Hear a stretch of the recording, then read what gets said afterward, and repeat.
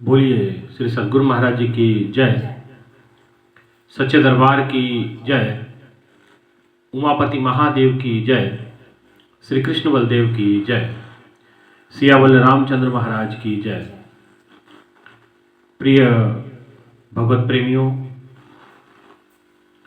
प्रभु की कृपा से दया से एक बार फिर आप सभी के साथ जुड़ने का सौभाग्य प्राप्त हो रहा है। गुरुदेव की असीम कृपा अनुकंपा से काफ़ी समय के बाद आप लोगों से रूबरू होने का मौका मिल रहा था।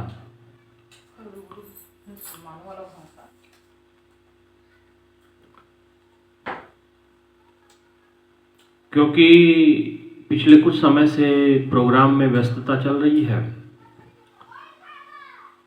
जिसके कारण आपके साथ सत्संग विचारों को साझा कर पाना बड़ा मुश्किल हो रहा था।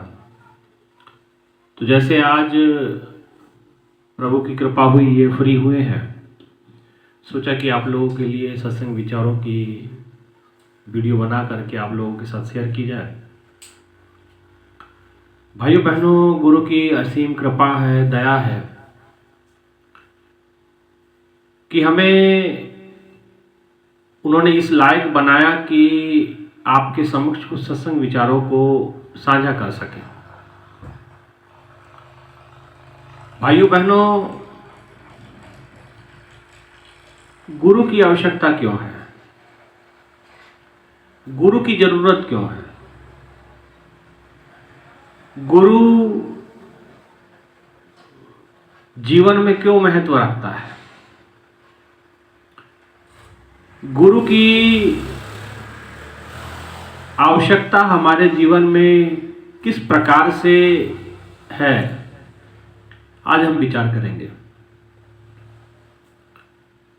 भाइयों बहनों, इंसान भक्ति भगवान की करता है, लेकिन रास्ते में उसे गुरु मिलते हैं। खोज परमात्मा की होती है, लेकिन परमात्मा से पहुंचने से पहले आपको गुरु से होकर गुजरना होता है। गुरु ही एक ऐसा माध्यम है जो आपको ईश्वर तक पहुंचाता है, ईश्वर तक ले जाता है। खोज ईश्वर की करते हैं, लेकिन रास्ते में गुरु मिल जाता है। ध्रुव के साथ ऐसा हुआ।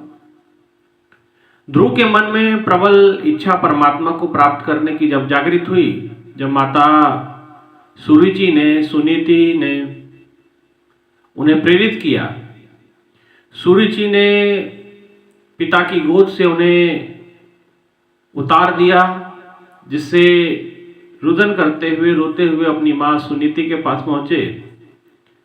मां सुनीति ने उनके अंदर प्रभु के प्रति अपार भक्ति के बीज डाल दिए और बीज अंकुरित भी हुए। उन्होंने कहा कि क्या पिता की गोद में बैठना का जिद कर रहे हो? अगर बैठना ही चाहते हो तो प्रभु की गोद में बैठ जाओ, जो सबके पिता है। तो कहते हैं कि वो बात ध्रुव को कुछ इस प्रकार से जची कि वो खोज में निकल गए। खोज परमात्मा की निकली, खोज परमात्मा के करने गए, और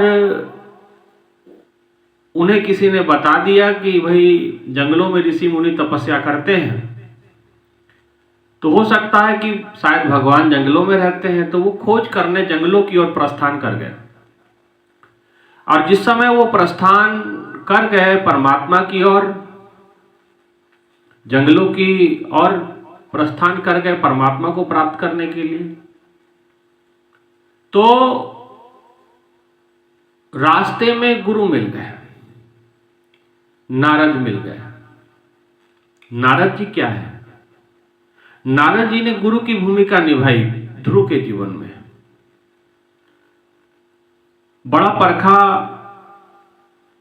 बड़ी परीक्षाएं ली, पर ध्रुव का जो विश्वास था अटल था, अचल था, और उसकी जो जिज्ञासा है प्रबल होती गई। और प्रबल जिज्ञासा को देखते हुए, खोज को देखते हुए नारद जी ने कृपा की, गुरुदेव ने दया की, कृपा की और उसको वो ब्रह्म ज्ञान, वो प्रभु का ज्ञान उसे अर्पित किया, उसको दिया और वो ध्यानस्थ हो गए। और एक दिन भगवान नारायण उसके भीतर प्रकट हो गए। भगवान जिस समय नारायण बनकर के प्रकट उनके अंत्यस्थल पे हुए तो काफी देर तक वो उनका दर्शन करता रहा, निहारता रहा। भगवान ने कहा कि आप ध्रुव, आप आंखें खोलें और अपने घर की ओर प्रस्थान करें। तो ध्रुव ने कहा कि प्रभु, मैं तो आपकी गोद में बैठना चाहता था और आप तो मेरे अंतःकरण में प्रकट हो गए हैं, आप तो मुझे अंदर में दिखाई दे रहे हैं, मैं आपकी गोद में को प्राप्त करना चाहता था। तो भगवान ने कहा कि ठीक है, आप आंखें खोलो। और जैसे ध्रुव ने आंखें खोली, आगे भगवान नारायण खड़े थे और भगवान ने उस छोटे बालक ध्रुव को अपने अंक में ले लिया और उसे प्रेम करने लगे। भाइयों बहनों, ये कथा ये हमें क्या समझाती है? ये ध्रुव प्रसंग आप भागवत कथा के माध्यम से, सत्संग विचारों के माध्यम से अनेकों बार सुना है। खोज परमात्मा की थी, लेकिन रास्ते में गुरु मिले। गुरु को क्यों खोजना है? गुरु किस लिए चाहिए? खोज ईश्वर की है, लेकिन रास्ते में गुरु मिल जाते हैं। गुरु के बिना आज तक कोई परमात्मा तक पहुंच नहीं पाया है। उस ब्रह्म ज्ञान को प्राप्त करना है तो गुरु की खोज जरूरी है, गुरु को प्राप्त करना बड़ा जरूरी है। लेकिन अक्सर ये लोगों के अंदर ये भ्रांति देखी जाती है, ये समझा जाता है कि भक्ति भगवान की करनी है, गुरु की क्या आवश्यकता है, गुरु का क्या लेना देना है इसमें। वो अक्सर लोग हम लोगों को भी ये बात कहते हैं कि गुरुडम फैला रहे हैं, लेकिन ये बात नहीं है। गुरु की जरूरत है, गुरु की अनिवार्यता है। राम कृष्ण ते को बड़ो तिन भी तो गुरु कीन, तीन लोग के नायका गुरु आगे अधीन। तीनों लोगों के जो नायक थे वो भी गुरु की अधीनता को स्वीकार किए। प्रभु श्री राम जो युग पुरुष रहे, भगवान श्री कृष्ण युग पुरुष रहे, एक युग ही उनके नाम से जाना जाता है। उस युग में से अगर द्वापर में से राम जी को निकाल दें, त्रेता में से, द्वापर में से कृष्ण राम जी को निकाल दें तो कुछ बचता नहीं है। तो ऐसे युग पुरुष जब धरती पे आए, स्वयं अवतारी महापुरुष भगवान नारायण के अवतार, स्वयं नारायण जब धरती पे आते हैं तो वो भी इस नियम को फॉलो करते हैं कि उन्हें भी गुरु की आवश्यकता पड़े। राम कृष्ण ते को बड़े तीन भी तो गुरु कीन, तीन लोग के नायका गुरु आगे अधीन। तीनों लोगों के जो नायक थे वो गुरु की अधीनता को स्वीकार करते हैं और गुरु की अधीनता को स्वीकार कर उनके चरणों की सेवा, बंदगी, भक्ति करते हैं।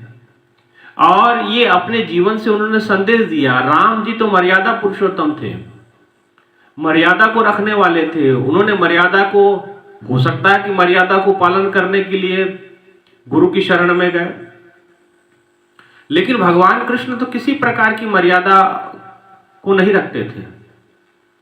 फिर वो क्यों गुरु की शरण में गए? और तो स्वयं जन्म से ही दिव्य थे। जन्म लेते हैं कारागार में, जेल के ताले तोड़ देते हैं, दरवाजे तोड़ देते हैं। अगासुर, बगासुर, पूतना, न मालूम कितने असुरों को बाल काल में ही खत्म कर देते हैं। 7 साल की उम्र में, तकरीबन 6-7 साल की उम्र में गोवर्धन को धारण करके रखते हैं। अब 7 दिनों तक गोवर्धन पर्वत को वो अपनी छोटी उंगली पे धारण करके रखते हैं। उसके बाद महाराज की लीला होती है। 11 साल की उम्र में मथुरा के नरेश महाराज कंस को उठा के पटक के मार देते हैं।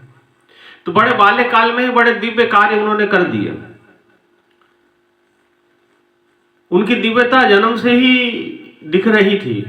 भगवान सौम्य स्वरूप के थे। भगवान राम सहज स्वभाव था, कोई चंचलता नहीं थी। मर्यादा में थे, लेकिन कन्हैया जी किसी प्रकार की मर्यादा को नहीं रखते थे, लेकिन इस मर्यादा को वो भी तोड़ नहीं पाए।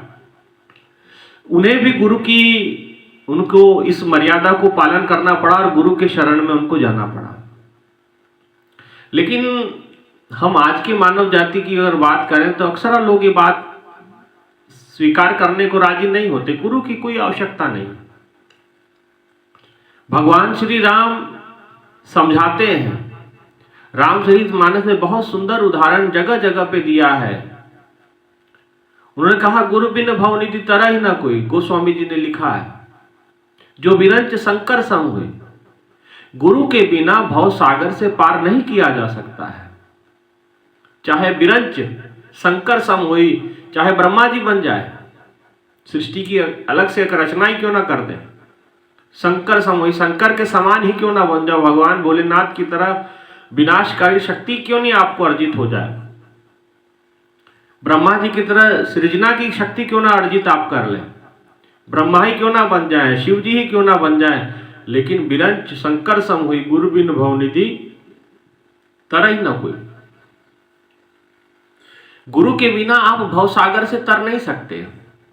गुरु के बिना आप इस भव सिंधु को पार कर पाना मुश्किल है। इसलिए गुरु की आवश्यकता अत्यंत और जरूरी है।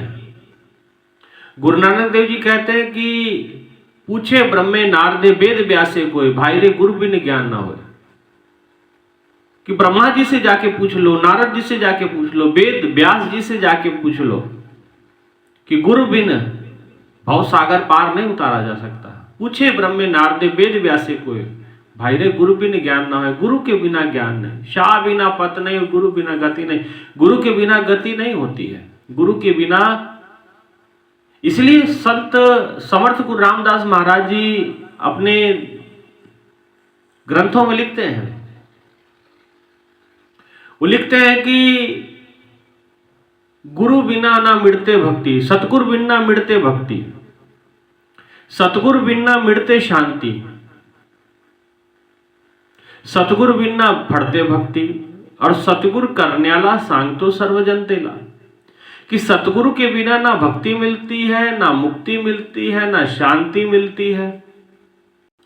इसलिए गुरु के बिना ना मुक्ति है, ना भक्ति है, ना शांति है। बिना सतगुरु के कुछ होने वाला नहीं है। आप आध्यात्मिकता की ओर बढ़ नहीं पाएंगे, और आप जो बिना गुरु के जो भक्ति करते हैं उसका भी कोई फल नहीं होने वाला। क्योंकि सतगुरु बिना फड़ते भक्ति, सतगुरु की कृपा से ही भक्ति फलीभूत होती है, और सतगुरु की कृपा से ही भक्ति मिलती है। तो आप कहेंगे कि हम बिना गुरु के ये जो कर रहे हैं ये क्या है? तो भाइयों बहनों, ये जो अपने मन से आप करते हैं कि मनोमार्गी गेला तो तिथेच मुकीला, जो मन के मार्ग से आपने भक्ति की है वो कहीं लेखे में नहीं पड़ती है। अगर गुरु सतगुरु कृपा कर दे, दया कर दे, तो वो भी लेखे में आ जाती है। इसका बहुत अच्छा उदाहरण रामचरितमानस में मैं आपको देने जा रहा हूं। प्रभु श्री राम ने अयोध्या वासियों को इकट्ठा किया और तमाम उनके सामने सत्संग विचारों की वो एक श्रृंखला को रखते हैं, और उन्होंने बहुत सारी बातें समझाई। तो उनमें से मुख्य बात जो भगवान राम जी ने, माता सीता भी वहां मौजूद हैं, गुरु वशिष्ठ भी हैं, और तमाम सभासद मौजूद हैं, सभी अयोध्या वासी वहां इकट्ठे हुए हैं। प्रभु श्री राम ने पूरे अयोध्या वासियों को एक उपदेश दिए, और उस उपदेशों में जो प्रमुख उपदेश थे, उन्होंने कहा कि गुरु की शरण को प्राप्त करो, गुरु के चरणों को प्राप्त करो। गुरु के बिना आपकी गति नहीं है, गुरु के बिना आपका कल्याण नहीं है, गुरु के बिना आप भवसागर से पार नहीं हो सकते। बड़ा सुंदर उदाहरण वो देते हैं रामचरितमानस में। वो लिखा हुआ है, राम सिंधु घन सज्जन धीरा, चंदन तरु हरि संत समीरा। कि भगवान अगर सागर है, राम सिंधु, मान लीजिए कि राम जी अगर, भगवान जी अगर सागर हैं, तो संत बादल हैं। आप को बहुत प्यास लगी है, आप प्यास के मारे व्याकुल हैं और समुद्र के किनारे खड़े हैं, तब भी आप अपनी प्यास नहीं बुझा सकते, क्योंकि समुद्र का पानी पीने योग्य नहीं होता। पर वही पानी पीने योग्य कब होता है? जब वही पानी बादलों के माध्यम से हम तक पहुंचता है, बादलों के माध्यम से वो बरसता है, कुओं में, कूपों में, नदियों में, नालों में वो जमा होता है। वही पानी पी करके हम अपनी प्यास बुझाते हैं। इसलिए वो कहते हैं राम सिंधु घन सज्जन धीरा। अगर भगवान सागर है तो संत बादल है। परमात्मा से सीधा लाभ आपको कुछ नहीं है, परमात्मा से आपको सीधा फल कुछ प्राप्त होने वाला नहीं है। परमात्मा से अगर कुछ प्राप्त करना चाहते हैं तो बादल रूपी संत से ही वो प्राप्त होगा। वही सागर बादलों का जब रूप ले लेते हैं, सूरज की रोशनी में वाष्पीभूत होते हैं, वाष्प बादलों का रूप लेकर के उड़ करके हमारे घरों के आसपास बरसती है, वही पानी पीने योग्य होता है। पानी सागर का ही है, लेकिन पीने योग्य कहां से मिला? बादलों के माध्यम से। तो ईश्वर सागर है, संत वो बादल है, सतगुरु वो बादल है, गुरु वो बादल है। पहला उदाहरण उन्होंने सागर का दिया, संत का दिया, बादल रूपी संत का दिया। दूसरा उदाहरण वो देते हैं चंदन तरु हरि संत समीरा। मान लीजिए कि भगवान चंदन का पेड़ है और आप जानते हैं कि पेड़ के अंदर, चंदन के पेड़ में एक अथाह खुशबू होती है, सुगंध होती है, और लेकिन वो सुगंध आप तक तब पहुंचेगी कि अगर आपके और पेड़ के दरमियान अगर हवा हो। तो वो कहते हैं कि राम सिंधु घन सज्जन धीरा, चंदन तरु हरि संत समीरा। मान लीजिए अगर भगवान राम चंदन का पेड़ है, भगवान अगर चंदन का वृक्ष है, तो संत क्या है? वो समीर है, हवा है, वायु है। आप खड़े हैं चंदन के पेड़ के दरमियान, आप भी हैं, चंदन का पेड़ भी है, लेकिन आप दोनों के बीच में अगर वायु का संचार ना हो, हवा ना हो, तो आप तक चंदन की खुशबू आ नहीं सकती, सुगंध आ नहीं सकती। पर वो सुगंध किसके माध्यम से आएगी? समीर के माध्यम से, हवा के माध्यम से। तो महापुरुषों ने कहा, संतों ने समझाया कि अगर भगवान चंदन का पेड़ है तो संत हवा है, चंदन तरु हरि संत समीरा। इसलिए भाइयों बहनों, गुरु की नितांत आवश्यकता हमें पड़ती है। गुरु के बिना, भगवान सब कहते हैं कि इसलिए गुरु की जरूरत है। डायरेक्ट भगवान से आपको लाभ होने वाला नहीं। और अक्सर लोग कहते हैं कि फिर हमने बिना गुरु के जो इतना कुछ किया, चाहे व्रत किए, चाहे उपवास किए, चाहे तीर्थों पे गए, चाहे यज्ञ इत्यादि किया, चाहे कोई और भी वट पूजा या अनुष्ठान आप लोगों ने अपने घरों में किया, चाहे बाहर किया या करते होंगे या कर रहे होंगे, उसका लाभ क्या? उसका लाभ संत के चरणों में जाने के बाद ही मिलता है। वो कहते कैसे? इसी के अगली लाइन में वो कहते हैं, सब कर फल, माने जितना कुछ आपने किया उसका फल आपको क्या मिला? सब कर फल हरि भक्ति सुहाई। ये जितना आपने कर्म कांड किया, इसका फल आपको ये मिला, सब कर फल। बिना गुरु के आपने कुछ भी किया, उसका फल यह आपको मिला, सब कर फल यह भक्ति सुहाई। आपको ये भक्ति मिलेगी, हरि भक्ति सुहाई। और सो बिन संत ना काहू पाई, लेकिन वो संत के बिना नहीं मिल सकती, सतगुरु के बिना नहीं मिल सकती। इसलिए भाइयों बहनों, आप कुछ भी करें, बिना गुरु के आपको प्राप्त होने वाला नहीं है। हमारे इतिहास में तो ऐसे ऐसे उदाहरण दर्ज हैं कि आप हैरान हो जाएंगे। मीराबाई का उदाहरण है, नामदेव महाराज का उदाहरण है, संत तोतापुरी जी का उदाहरण, रामकृष्ण परमहंस जी का उदाहरण है। इसलिए सतगुरु के बिना आप भक्ति को प्राप्त नहीं कर सकते।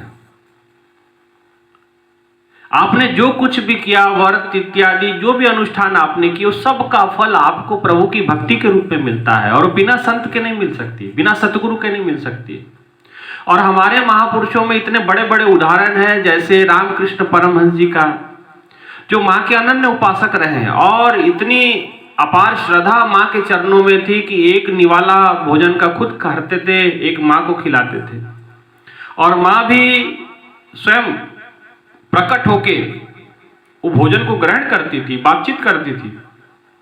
मीराबाई का उदाहरण आपके सामने आता है। नामदेव महाराज जी का उदाहरण सामने आता है। रामकृष्ण परमहंस जी माँ के सामने बातचीत करते हैं, वार्तालाप करते हैं, माँ समय समय पे बात करती है, दर्शन देती है, बड़ा प्रगाढ़ प्रेम है।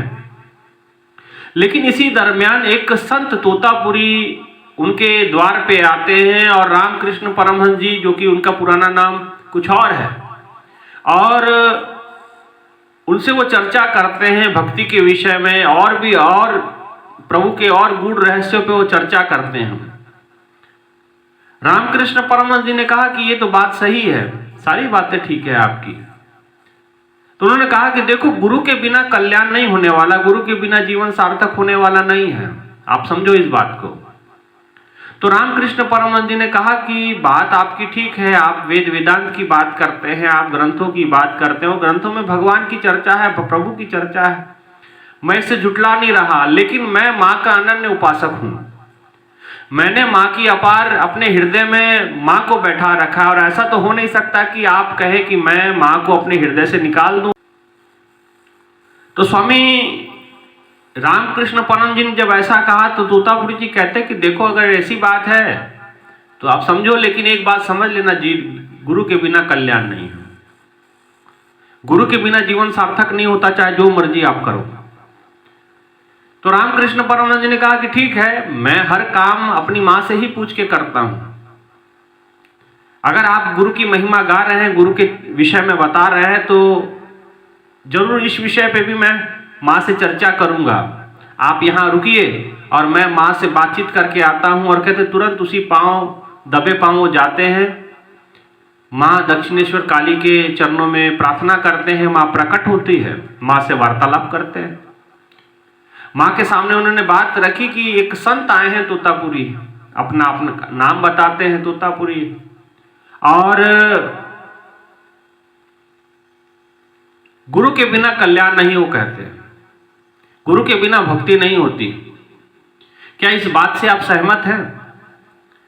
तो मां ने कहा कि हाँ, बिल्कुल 100% सहमत हूं कि गुरु के बिना कल्याण नहीं होता, गुरु के बिना जीवन का उद्धार नहीं होता, गुरु के बिना जीवन सार्थक नहीं होता है, ये तो बात सत्य है। तो कहने लगे कि अच्छा ये बताइए कि जब गुरु के बिना जीवन सार्थक नहीं है, कल्याण नहीं है, तो क्या मैं गुरु कर लूं? तो माता ने कहा कि आप बिल्कुल गुरु के शरण में जाइए, गुरु के चरणों को स्वीकार कीजिए और जल्द से जल्द जाकर के गुरु धारण कीजिए, उनको गुरु बनाइए। तो रामकृष्ण परमहंस जी ने एक और प्रश्न माता के सामने खड़ा कर दिया कि माँ ये बताइए कि जब गुरु के बिना कल्याण नहीं, भक्ति नहीं, तो आपकी इतनी भक्ति करने का लाभ क्या हुआ? जब गुरु के बिना कल्याण नहीं है तो आपकी भक्ति साधना करने का, उपासना करने का क्या लाभ? आपसे, आपके कारण आप तो दर्शन भी देती है, और बड़े उग्र होकर के गुस्से में आकर के माँ से पूछ रहे हैं। माँ ने कहा कि पुत्र शांत हो जाओ, धैर्य धारण करो, इसका उत्तर भी मैं तुझे देती हूं। मेरी भक्ति करने का फल तुझे ये मिला कि जिस गुरु को खोजने अगर तू जाता तुझे गुरु नहीं मिलते, लेकिन मेरी भक्ति के प्रताप से, जो तूने मेरी अनन्य भाव से जो भक्ति की है,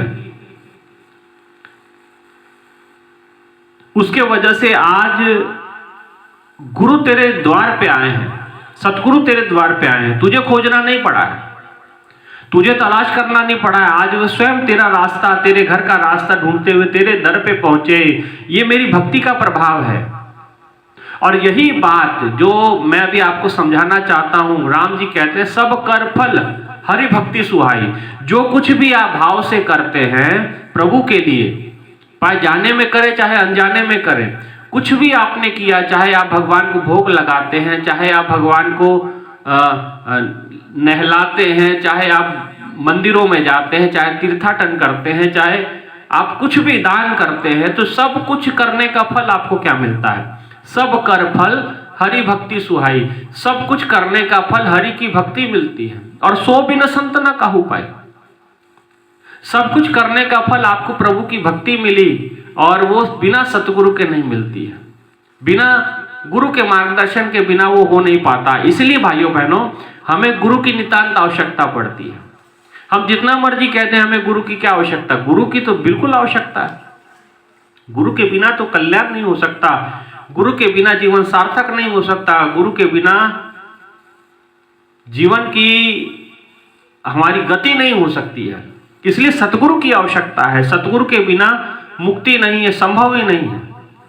इसलिए गुरु की आवश्यकता अनिवार्य हो जाती है। गुरु के बिना हम भव सागर से पार नहीं हो सकते। भाइयों बहनों, अक्सर लोग ये आते हैं, गुरु क्यों करना है, किस लिए करना है? भाई गुरु की भक्ति भगवान की, हाँ ठीक है, भक्ति भगवान की, गुरु भगवान की भक्ति से ही जोड़ता है, लेकिन माध्यम गुरु ही होता है, संत ही होते हैं, सतगुरु ही होते हैं। बिना सतगुरु के आप ईश्वर तक नहीं पहुंच पाएंगे, बिना सतगुरु के आप प्रभु तक नहीं पहुंच पाएंगे। बिना गुरु के आप अगर पहुंचना भी जाएंगे तो सुखदेव मुनि वाला हाल होगा।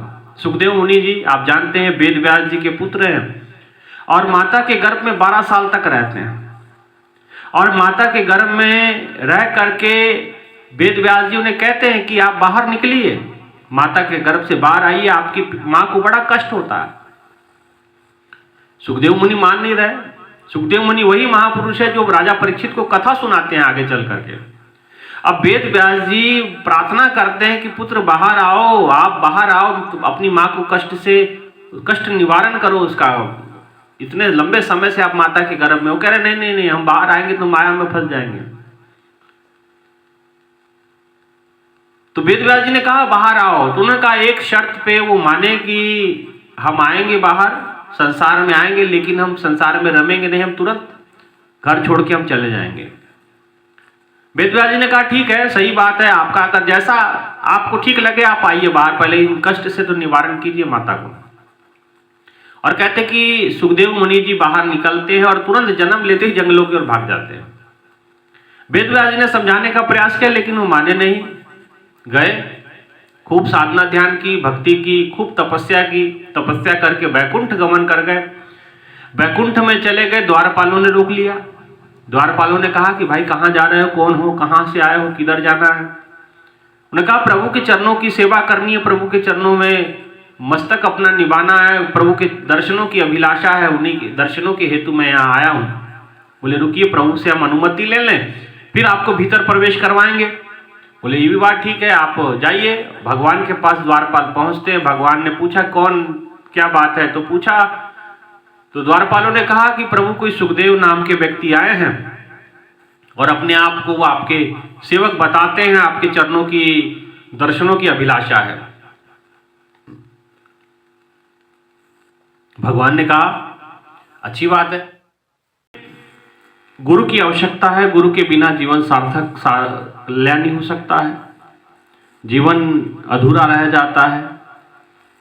और सुखदेव मुनि जी भगवान के पास जिस समय द्वारपाल संदेश लेके जाते हैं कि प्रभु आपसे मिलना चाहते हैं, आपके दर्शन अभिलाषी हैं। भगवान ने कहा कि ठीक है, दर्शन हम देंगे, लेकिन आप जाइए पहले पता कीजिए कि उनके गुरु कौन है और वो आके मुझे बताइए पहले।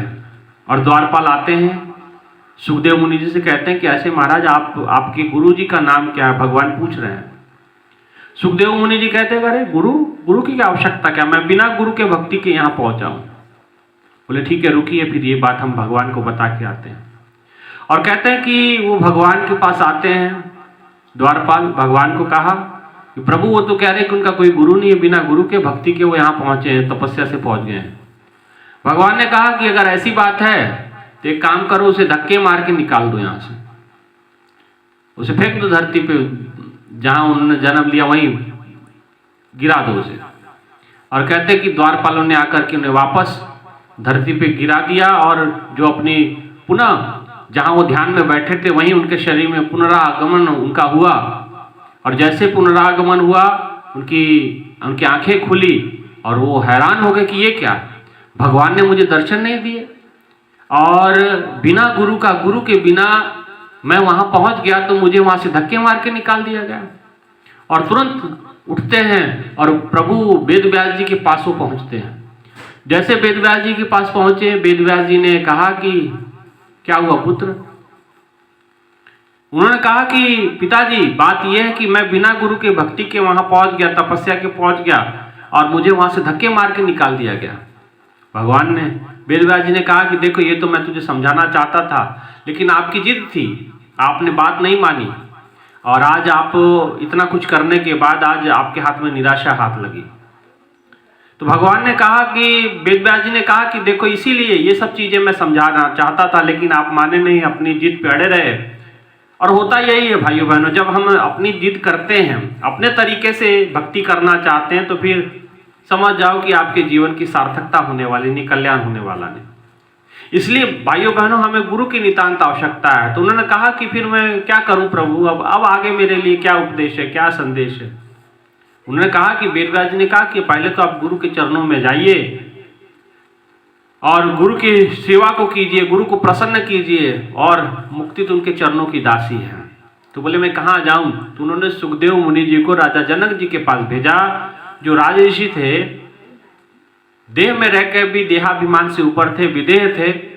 और सुखदेव मुनि जी राजा जनक जी के चरणों में जाकर के उनकी भक्ति उपासना करते हैं, उनसे ब्रह्म ज्ञान प्राप्त करते हैं, उनके चरणों की सेवा करते हैं और उनकी कृपा से वो मोक्ष मुक्ति को प्राप्त करते हैं। इसीलिए कहा गया मोक्ष मूलम गुरु कृपा, गुरु की कृपा से मोक्ष है, मुक्ति है, अन्यथा नहीं है।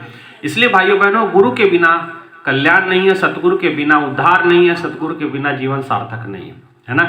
कि गुरु की आवश्यकता है, और गुरु की आवश्यकता क्यों है?